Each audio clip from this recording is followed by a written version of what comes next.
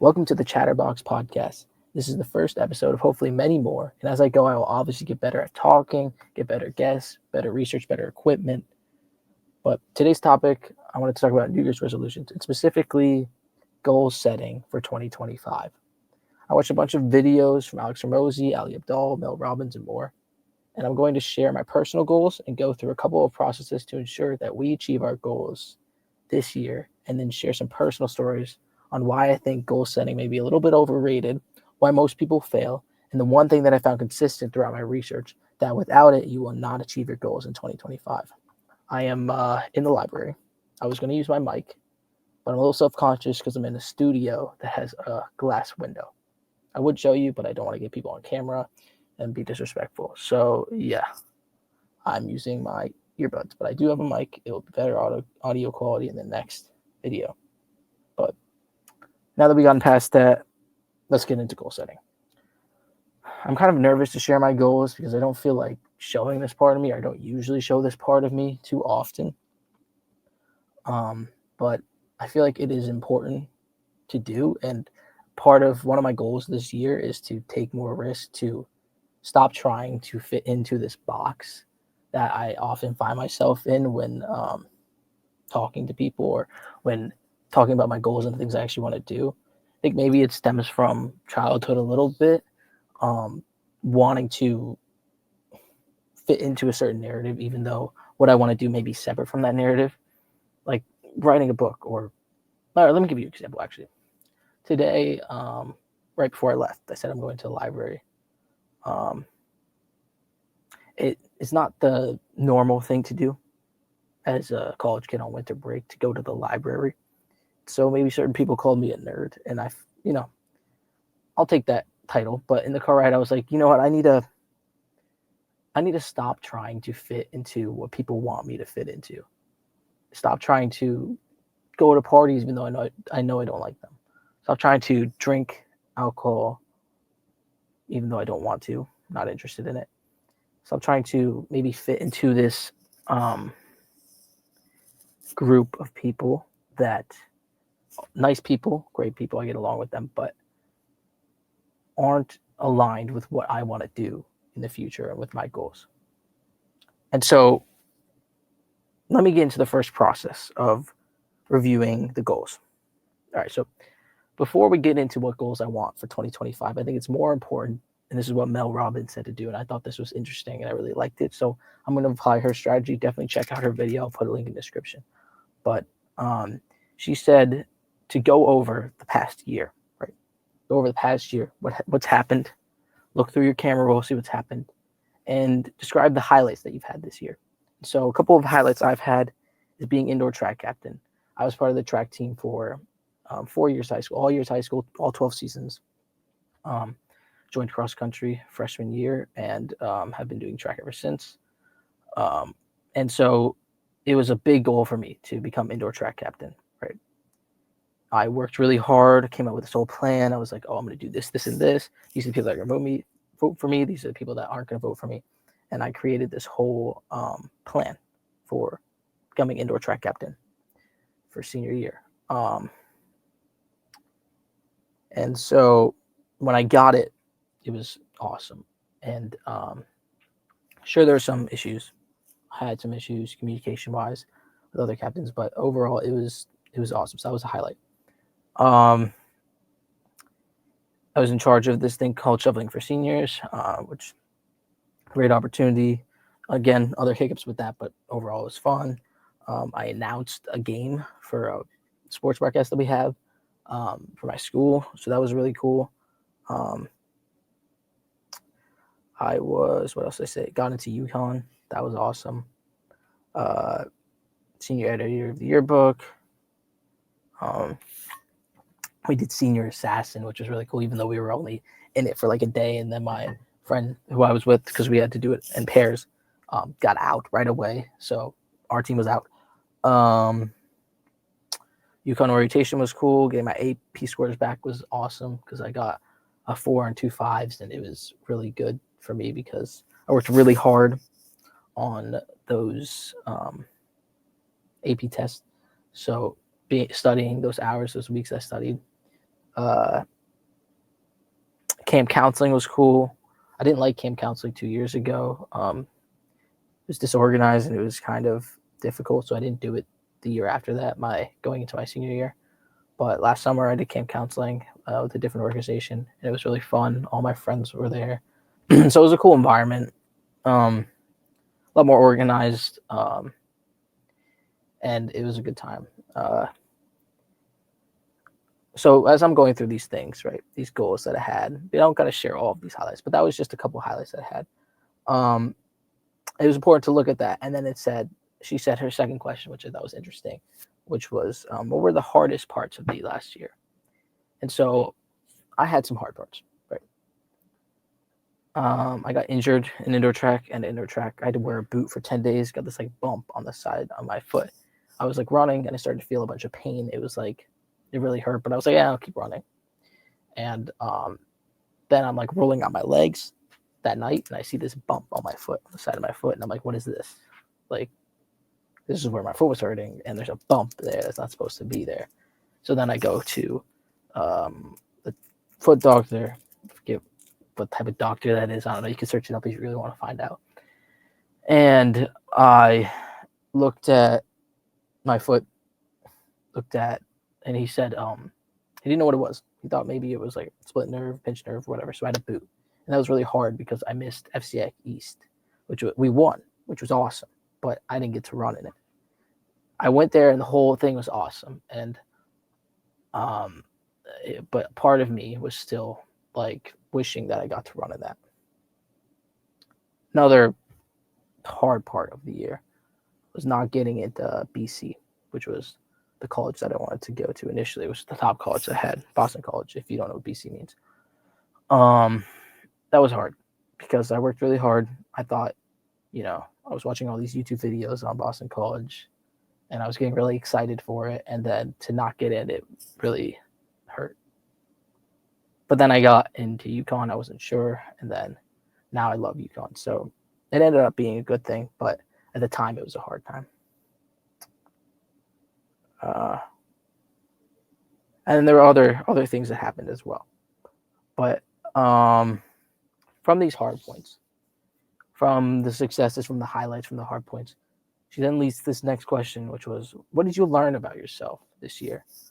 Because when you have difficult situations, I think it's important to extract and figure out what you learned from those hard points. Because then if you don't find out something, if you don't grow from the hard points, I think there's no value in it then.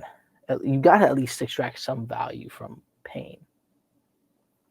If you can extract some value from the pain that you feel, then at least it made it sort of worth it. And so what I learned from wearing a boot and not being able to run an FCX East was that I learned that out of all the captains, out of all the people there, I could have, if it were to be any person, it would have been me. Because I was able to celebrate other people's successes. I was able to have a good time and not be selfish, not be self-loathing, not be self-pitying that I can't race. Not make it about me and celebrate people who were succeeding, cheering them on, making it an awesome team environment, talking to all the people there, getting them hyped up, getting people to cheer them on, coordinating, helping people through their races, the younger guys who had to step it up because some people couldn't run, aka me, and they had to run in the races. And so I learned that I am able to celebrate other people's successes without feeling jealous that I don't have that success. Not getting into BC, what did I learn? Well, I learned that not everything that seems great, that seems like a goal, you're going to achieve. Let me think about that a little bit more. Not getting into BC, because I'm thinking about this on the fly with you guys. What I learned from not getting into BC. Similar thing happened to me freshman year. I put in a lot of work for this thing. All right, I'm not going to say what it is because it's a little controversial. Put in a lot of work for this thing. Really good grades. Spent the whole summer working on it. And I didn't get in because I didn't get voted in. But then I joined track, right? And I had an amazing time, became captain. So it ended up working out. I made a lot of friends, great mentors, great coaches. I'm not getting into BC. I think that was my thing that I also had freshman year. That's similar. And UConn is my track now, sort of. What you want or what you think you want may not be what you actually want or what actually is good for you. And what you actually get may be even better than what is good for you. Not always. I'm not going to say like, oh, it all works out. Sometimes it doesn't. But usually you find something that you didn't even think or didn't even consider, but is actually what is good for you. And I'm learning that I'm getting a little bit better at knowing what I actually want, what I actually want that aligns with what actually is good for me. But that's something I'm learning. Another thing I learned this year, rest, relaxing, giving some time for yourself. I was awful at that. Still am not great at it. I've always had the mentality, grind. Boom, crash, get sick. Now we can relax. Now we have to relax because we don't feel like doing anything. But that's not a good way of going, right? Grind, get injured. That would happen to me all the time. Shin splints, Achilles tendonitis, knee tendonitis, all these kinds of injuries. Not good. So I've learned, especially in college, because I didn't get the best sleep, and I didn't get the best. Sleep. I got sick a lot, which led to other issues. I've learned balance, and a thing that I've kind of coined called a slow burn goal. So a slow burn goal for me would be like working out 4 times a week instead of 6 or 7 times and waking up at 5 or 6 a.m. in the morning. Ridiculous. That's what I was doing at the beginning. Working out 6, 7 times a week and waking up at 6 a.m. in the morning, go to the gym right away. It wasn't a good idea. I got sick a lot. Twice. Really bad. So I learned slow burn goal. I don't need to rush fitness anymore. I'm not on a track season anymore. I'm not on a deadline. So I can take my time with fitness, stay consistent, and not fall back. Maybe go up and then plateau a little bit, and that's okay. And then go up again, that plateau, and just chill there for a little bit. Learn how to maintain and relax. That's something I got to keep working on for the next year. And then what am I going to stop doing? I want to stop complaining. I want to stop making excuses. I see myself doing it a lot. I think it's maybe the people that I was around, that was something they did, so I did. And, it's fun to gossip. It's fun to be like, oh my God, this guy's annoying. This teacher's annoying, or this is really annoying. Just complaining, talking. It's a little banter. It's something you could do. It's a conversation piece. It's easy. It's low-hanging fruit. But I don't find enjoyment in it. In fact, when I do it sometimes, even I'm thinking, oh, this is like, I'm going too far. I'm being too mean. I don't like doing it. So that's something I want to work on. I want to get a consistent sleep schedule. I want to stop, let me get some water. I want to stop being late at night, just watching YouTube videos and thinking and writing stuff down. It's good. It's fun. I'm getting good ideas, but I'm not getting good sleep, and sleep is really important. I'm going to stop saying yes too much. I feel like I feel the need to maybe hang out with friends or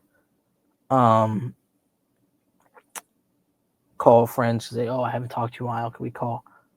I feel the need to do those things, maybe play ping pong or whatever. And sometimes I stay too long. And I'm going to stop doing that because I've got a lot of goals that I want to achieve and that I said I'm going to achieve, and then delay because I let things like that take up my time. And I want to stop doing that. I want to just focus on my goals and see what happens.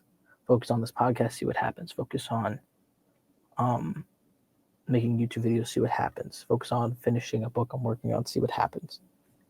And just put all my effort into that for a year and see if I actually achieve the goals that I set in front of me. which I'll explain later what my goals are for 2025.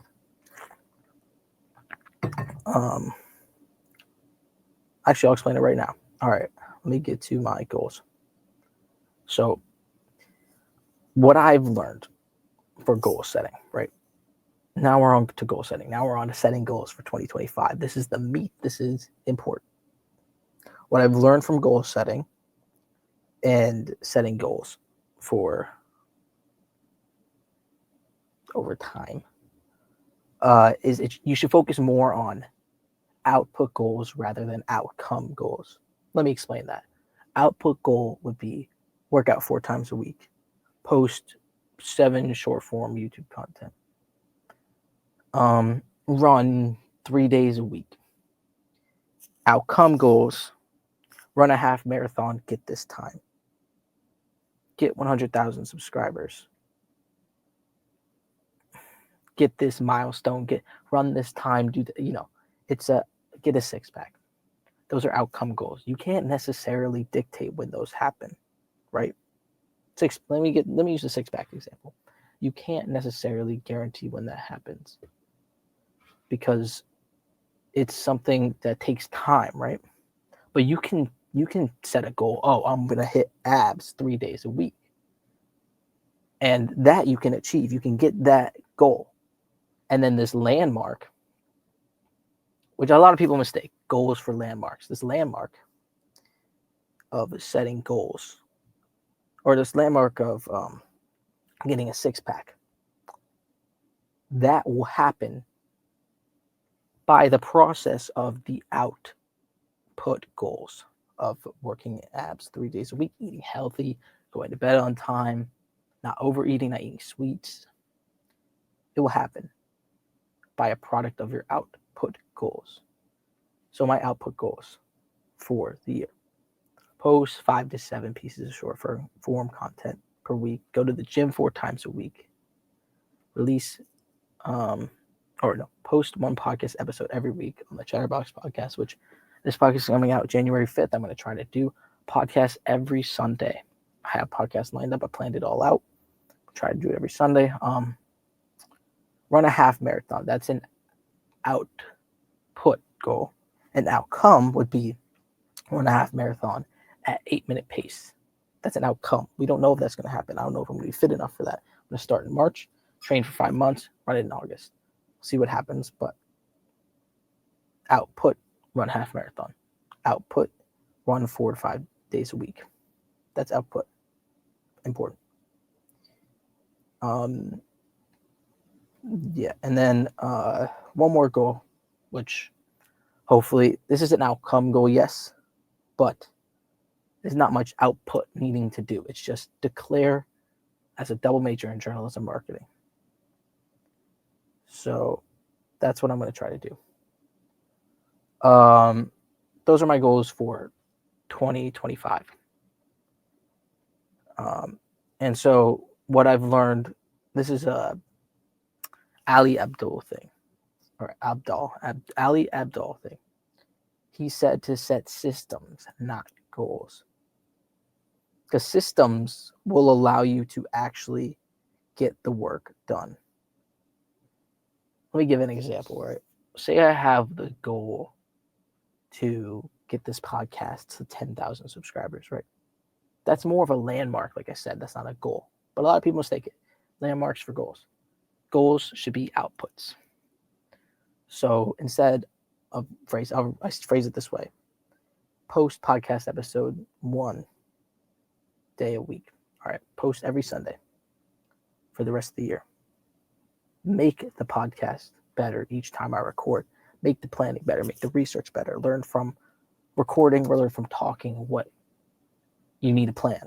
Like I'm learning now, just now.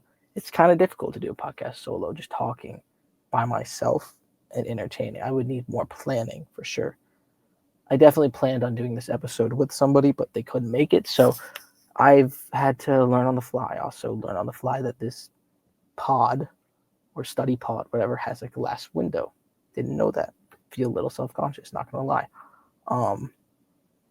Old man just walked past me. He was staring directly at me. A little self-conscious. So I'm going to learn, make it better, make it better, make it better.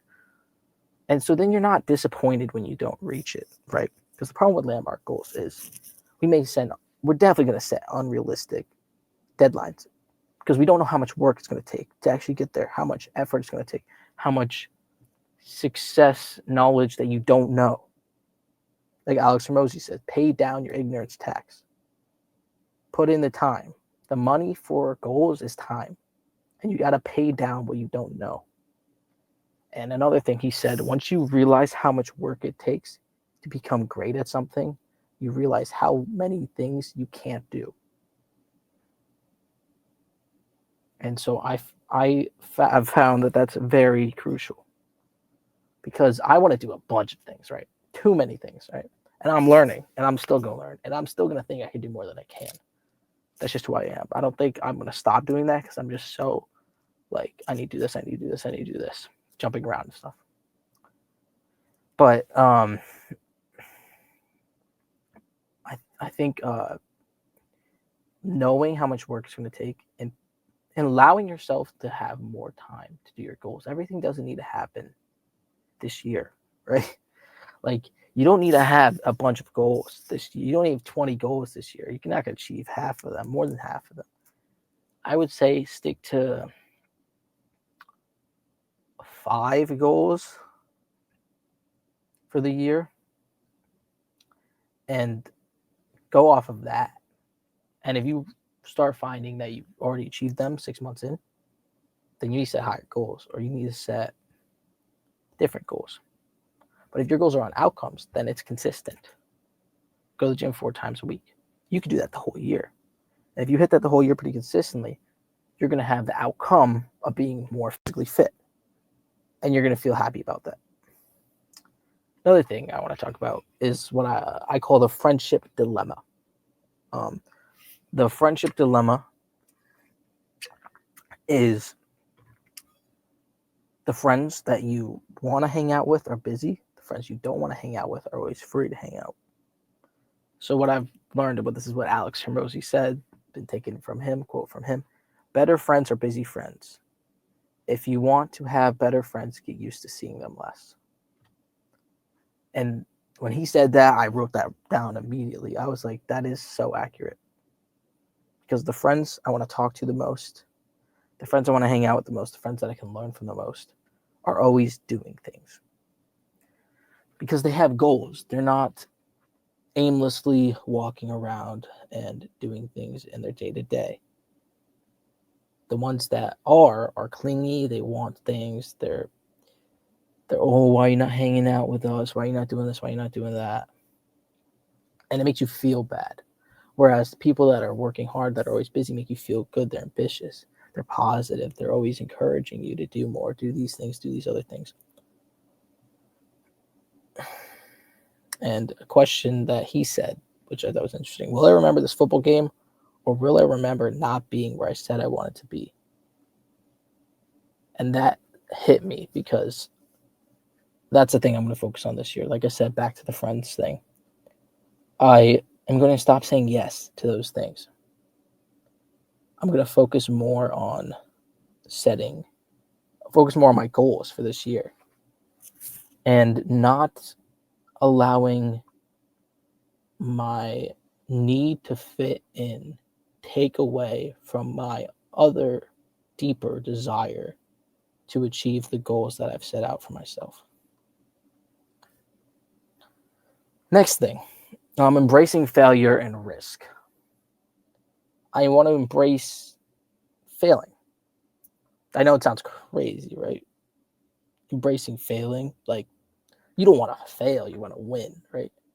You don't go and play a basketball game to lose, right?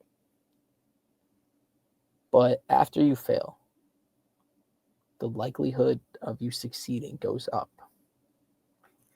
And I've started to reframe my mind a little bit. Get the failures out of the way early. Get them out of the way. Get them gone, right? Fail as much as you can at the beginning because when you fail, you do something like, okay, let me give you an example. Me playing basketball, right? Say I was playing basketball and I wanted to learn how to do a layup, right? Or do a layup. I'm a lefty. I want to do a righty layup. All right, so I go do righty layup, and I do horrible, like horrible form, horrible whatever. And there's a coach there like, that's bad, that's really bad, and he tells me all the mechanics, and then I do it slightly better, but he said fix this, fix this, fix this. In a way, that's failing. You failed the first time, you missed the shot, but having the feedback of this is what you did wrong, this is why you failed, this is why it wasn't successful, this is why you didn't make it in, and then fixing it, correcting, getting a little bit better each time, a little bit better, a little bit better, a little bit better, until eventually you have the goal that you wanted, make a righty layup. So you need to get the failures out of the way. Failing is not bad. Failing is learning. If you don't fail, you're not learning. You're not pushing yourself to a better outcome. To get to a better outcome, you have to fail. Productivity and slow growth. Like I said, slow growth is very important. I think slow growth to me is a hard pill to swallow, because I'm one who wants to get things done now. I don't know. I just feel an urgency when I'm younger, now that I'm getting older, right? To push myself to achieve these things that I have to achieve, because in my head I set them that I was going to achieve them. But on the same coin, I also realize that there's going to be opportunities that I get now that I'm not going to have later, that are going to be experiences that I should have. They may be little breaks, little branches off of the path of my goals. They may not even do anything towards my goals. But they're still experiences that I should want to do, that I should pursue. For example, going to prom. Did I want to really do it? No, not really. But I went, and it was fun. And it's an experience that I'll remember. And I'm glad I did go to it. So it's things like that. The things that come only once in your lifetime, in your path, that you should just do. Even if it's not for your goals, even if it's just something fun, pure for fun. Most of the time, though, it should be focused on your goals. And so a tip or a thing that I found from my research is this thing called WHOOP. And it's W stands for wish. What do you want? What are your goals? What do you want? So I want to work out 4 times a week. I want to gain 10 pounds of muscle, because running, I didn't get a lot of muscle upper body strength. I want to get physically bigger. Okay. I'm going to visualize the success. That's the outcome. O. Visualize the success. So I'm visualizing the success, me working out, me hitting the gym, me getting that physique that I want to get. Obstacle, what challenges will you face? I might get sick. I might get injured. Hopefully not. I might not want to go. It might be raining outside. It might be snowing. It might be cold. I might be tired. May not get the best sleep. And I might not want to go to the gym that day. Maybe busy. Gym may be packed. Right? Gym may be closed. It's holidays. We're around holiday season. Gym may be closed. And then it says plan. Strategize solutions. So gym being closed, what can I do? I can do body weight stuff. I could plan that as a rest day. Figure out when it's closed. Plan that as a rest day. Not getting sick. I can get my sleep in. Make sure I'm consistent with my sleep. Make sure I'm consistent with my eating. Try to avoid people that are sick. Try to keep my hands clean. Germs. If I do get sick, try to get better as fast as possible. Sleep as much as possible. Rest. Tired. Make sure I get good sleep. If I am tired, maybe work out a little bit later in the day when I have a little bit more energy. Get a slow start to the day. Drink some water. Do something else until I'm got some energy to work out. And being able to plan for the obstacles will allow you to more likely achieve your goals. And what I've been doing and what I found helpful is to look at my goals every day. To look at my goals every day, and to look at the weekly goals and the monthly goals, and be like, okay, yes, what I'm doing today is going towards that bigger goal that I have. Like me working out, just going towards that bigger goal of getting the body I want. And so looking at your goals every day will reinforce what you actually do. Because a lot of people, they have goals, they set them. They're like, oh, it's a New Year's resolution. It's time to make goals that I won't achieve, right? Time to make goals that I won't look at. That's crazy. You're not going to look at the goals that you're going to do for this year. You're just going to write them down and be like, yeah, I'll get them. Nah, that's probably not going to happen. But if you look at them every single day, it kind of guilts you into doing some work for it. You're like, oh, yeah, that's right. I said I was going to work out 4 times a week. I probably should work out today. Yeah, because I said it, and I did work out. I worked out 3 times already this week. I know it's Friday. Like, I only got 2 more days of the week left. So I should just go. And I will encourage you to go when you don't want to, because you have the initial excitement. Everybody has the initial excitement. Known fact that gyms are more packed in January than any other month, because all these people that have these goals set them, but then it fades out by February. And it's because they haven't set in systems. They haven't figured out ways to put in the calendar. They just spur of the moment type of thing.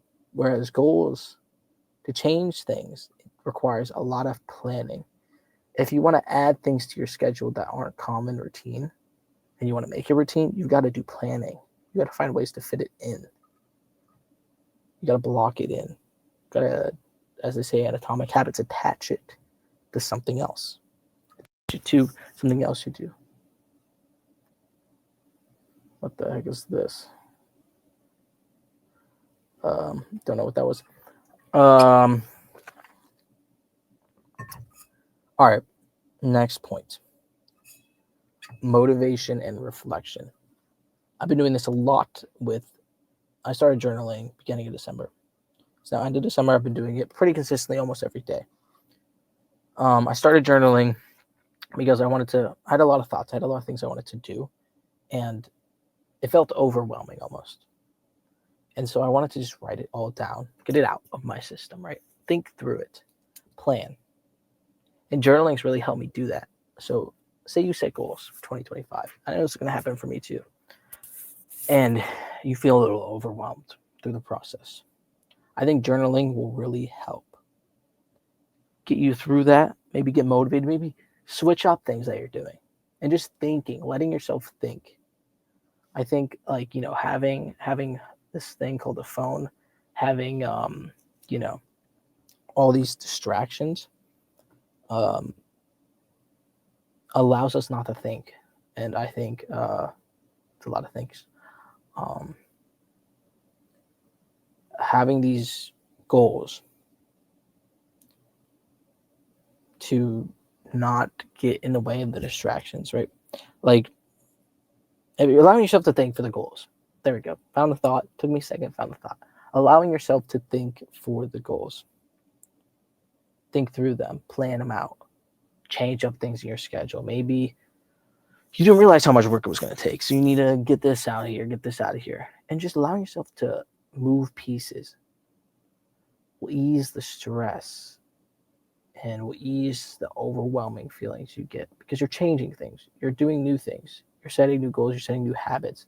So it's going to be stressful. It's going to feel uncomfortable. But allowing yourself to think through it with journaling, I think that will be a tool that you can use that is underrated. That will be really helpful. And I don't know, one other thing from the goal setting that I've learned that has been helpful to me over the years, because I've been making to-do lists, I've been setting goals for years and years.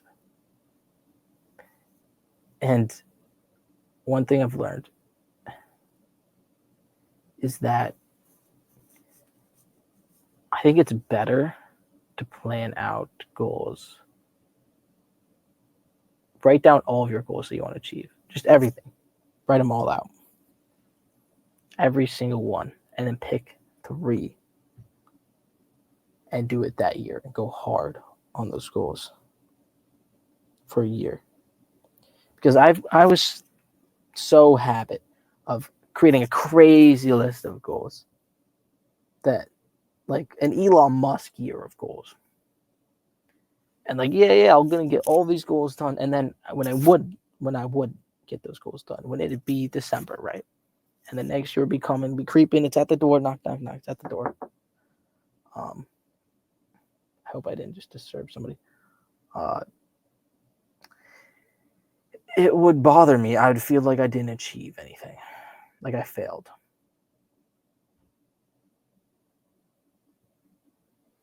So that's basically what I've learned. Those are my goals.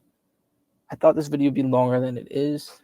I'm not going to stall and make it longer than it is. It's 36 minutes. Let me know how I can make the podcast better. I'll read the comments. This is my first podcast. It was kind of hard thinking on the spot, talking to a camera by myself. I think planning probably would be a better idea. I planned out a decent amount, but I think also having someone would have been helpful. Someone that was supposed to come here wasn't able to come at the time. So it was a solo podcast of just me. Next week's podcast is probably going to be another solo podcast. And it will be about storytelling. But thank you for watching if you did. Podcasts will be better and better each week. Better guests, better ideas, better organization, better structure. If you watched all the way through, thank you. I don't know why, but thank you. And if you really liked it, that'd be awesome if you can like and follow, subscribe, whatever platform you're on. And I'll see you guys in the next podcast episode next week on Sunday. It'll be about storytelling. So if you're interested in that, stay tuned for next Sunday. And thank you.